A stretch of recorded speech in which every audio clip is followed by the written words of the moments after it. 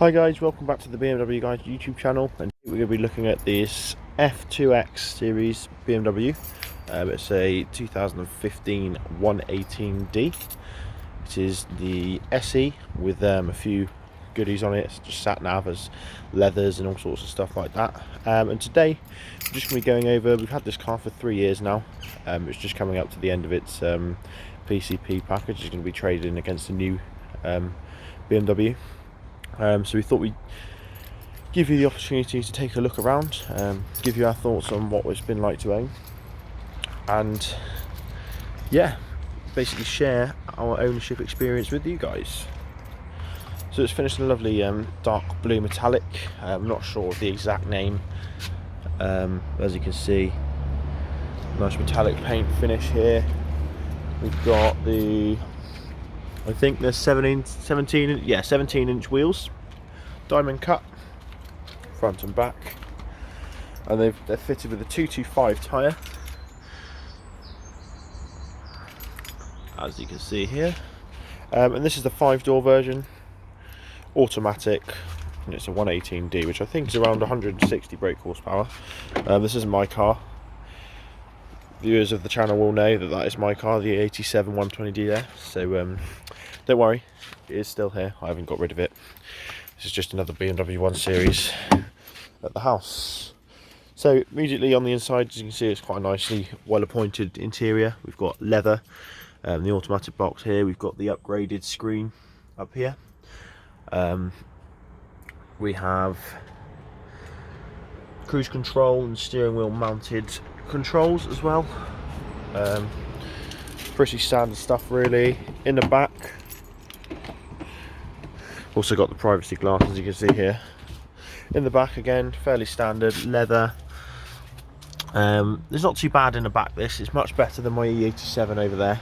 And I've been in a couple of long journeys in the back of this. Also we've got a cigarette lighter, 12 volt socket really there, which is useful. Obviously with it being a BMW, we've got the electric windows and stuff.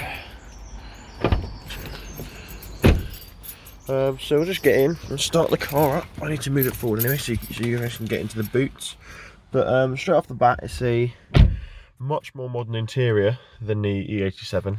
It's got much more bells and whistles on it. This has got the keyless start, so all you need to do is just put your foot on the brake, as long as the key's somewhere in the car, and you just start it up like that. As you can see, we've got our iDrive system. This car currently has 41,000 miles on it, 42 nearly, and we've put about 38 of those on it. I'll just cycle through the stats on it. So as you can see, it's averaging 53.5 mpg, which is very good actually. It's slightly better than I get in my E87 120, but obviously that's with the benefit of a more developed engine. I think it's actually a completely different engine in total. It's a much more of a redesigned version of the E87 engine in this. So yeah, we're getting about 53.5 mpg on average. But that may also be because of the automatic box. Obviously we've got the drive here, pushing the unlock button, neutral, reverse, and as you can see, you've got front and back reversing sensors. There's no reversing camera on this car. It was sort of in that awkward time in 2015 where the reversing cameras sort of hadn't made it mainstream. So yeah, we've also got our, if we just turn the park assist off, wherever that is, there. Also got the manual option where you can pull it down to shift up a gear, and push up even to change down a gear. And then the cool thing is, when you press the park button, it will automatically put itself back across electronically, which is quite a cool little feature. We've got dual zone climate control in here, heated seats, various stuff you'd expect. We've got the navigation iDrive here, which is okay. It's 4 years old now, so it's not amazing. We've got aux, radio, DAB radio, which is always nice, telephone, Bluetooth, all that sort of stuff. Connected drive as well, which I actually don't think works anymore, because you only really get a 3-year package with these, which is sort of the issue with these modern internet connected cars, is that it's almost another thing for them to sell you. So they actually, you'll find that I'll just move the car forward so we can look in the boot in a minute. These subscriptions are initially included free, but for any of the fancy stuff to work on this, after about 3 or 4 years, that you'll actually need to pay for a new subscription, which can be extremely frustrating, especially on the second-hand market. Sort of dates the cars a lot more, but I suppose that's the way the cars are going nowadays. We've also got our SOS button here. We push it in, and as you can see, it's in there. We will not be pressing that. Standard mirrors, and I'm not sure if they pass. No, they don't pass the straight pipes visor tests, but oh well. It doesn't come with an automatic dimming mirror. It comes with a decent sized glove box with all sorts of random stuff in. As you can see, it's got piano black everywhere, which is alright. It's worn a bit here. Actually, I don't think you can see it because it's a bit too reflective, but around the place it collects dust, fingerprints, and also scratches quite easily, so that's something to bear in mind if you're looking at one of these. Door bins, fairly useful. It's also got cup holders, which, if you've seen any videos with my car, I'm not happy because it doesn't have cup holders, which is an absolute nightmare really if you're trying to have a drink. I've also got a 12-volt socket here, as well as USB and aux in there.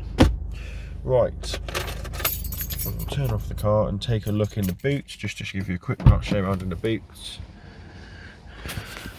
And while I'm doing that, I'm just going to sort of discuss overall reliability. So as I said, we've had this car 3 years. I think it's only been on the back of a flatbed twice, maybe 3 times. First time was about a year into the ownership. We had a lambda sensor fail. The car went into limp mode and was pretty much undrivable straight away, which was quite frustrating. Since then we've had a few flat tyres, which obviously, because it's BMW assist, you have to be flat bedded, which is a bit of a ball ache. And also the other interesting thing, as I was saying about the aging iDrive systems, is that our iDrive system actually failed completely, which left it completely unusable. So for about 2 weeks it was unusable, and it was actually caused by an update that BMW did. Sent it into like an error state, but it cost us £110 from Cotswold BMW to have it fixed, which is quite frustrating, especially when it's an issue with their software and nothing to do with us. But again, that's to do with reliability and everything of the car. So otherwise it's not been too bad. It's been well serviced. We've made sure that we've serviced it well. The bodywork's held up nicely from daily abuse, and as you can see here, the boot's fairly decent in size. Nothing major. You can probably fit 2 suitcases in there. We've got a parcel shelf. We have a dog that goes in here, as you may be able to tell by all the hair. And also we take out the parcel shelf, and he's quite happy in there. So yeah, that's about it really, guys. If you're looking to get one of these cars, they are pretty bulletproof. That's all there really is to it. It's just a good car. This one doesn't have the LED lights, but it does have the daytime running lights, which I unfortunately can't show you because we're not in the car. But yeah, they're all fairly well equipped. I'd sort of recommend, I wouldn't bother going for 116 or below, because it is extremely sluggish. This 118D or I, that sort of variant, is the one you want to go for. I'll quickly show you under the boot, under the bonnet as well, for the completeness of this review. This one's got automatic wipers and headlights as well. Just wanted to add that in there.